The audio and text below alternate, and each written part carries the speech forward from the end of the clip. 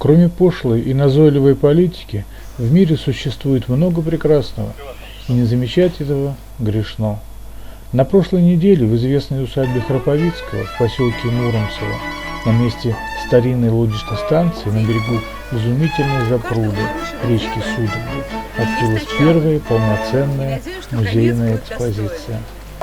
Сегодня такое, возможно, скромное, но очень значимое событие в истории многострадальной усадьбы Муромцева, потому что немногим более года назад музей-заповедник взял на себя ответственность взять в оперативное управление то, что осталось от этого удивительного кусочка русской земли. Все очень непросто, я бы даже сказала сложно, но мы понимаем, что ждать до того времени, когда все будет отреставрировано, вылизано, сделано, придется еще очень долго. А интерес к этим людям, к этой части нашей истории огромен. И поэтому музей-заповедник принял такое революционное решение. И единственный павильон, который находится инженерно в нормальном состоянии, мы попробовали, не побоимся этого слова, немножко музеифицировать. То есть это будет такая точка роста, и из этой маленькой почки впоследствии должен вырасти, как мы думаем, значимый, интересный историко-культурный музейный комплекс, который, я убеждена, привлечет огромное количество всех тех, кому не безинтересна история нашей страны. Мы строим планы, мы делаем концепции, рисуем дорожные карты.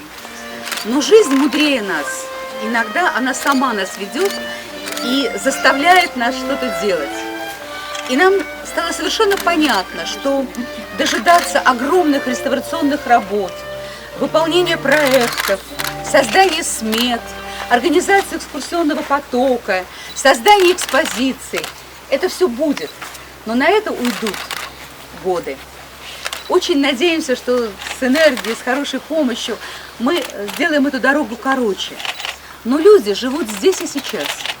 И им очень хочется приехать сюда, на берег этого дивного пруда, заросшего, как будто вот с полотна классиков. Хочется узнать, кто же ходил по этим дорожкам, кто же когда-то создал эту красоту, что это были за люди, чем они занимались, как они закончили свой земной путь.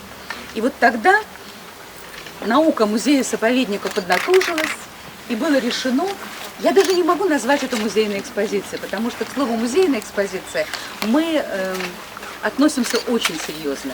Скорее, это выставка в выставочном павильоне, которая дает представление о жизни и судьбе хозяев усадьбы, и которая даст вам возможность представить, как это было в минувшем. Гостей встречали владимирские артисты, играющие роль хозяев усадьбы Владимира Семеновича и Елизаветы Ивановны Храповицких. Проходите, гости дорогие. Вот там,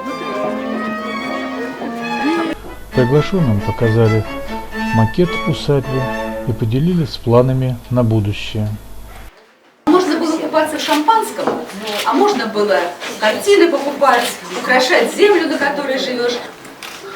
Таким оно уже никогда не будет, наверное, потому что очень много территорий застроено. Какие-то вещи утрачены безвозвратно, как, например, здание театра. Вы его больше не сможете увидеть. Но сейчас рождается концепция приспособления Муромцева в музейных целях, и в этой концепции будут даны предложения. Возможно, не только по реставрации и по приспособлению, но и по реконструкции каких-то объектов. Сейчас вот именно идет очень непростой рабочий процесс.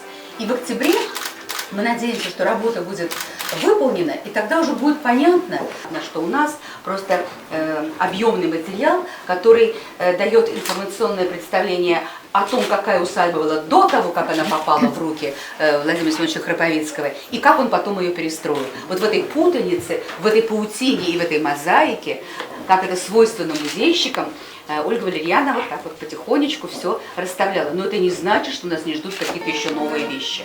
Это мы в начале пути. Да. За начало.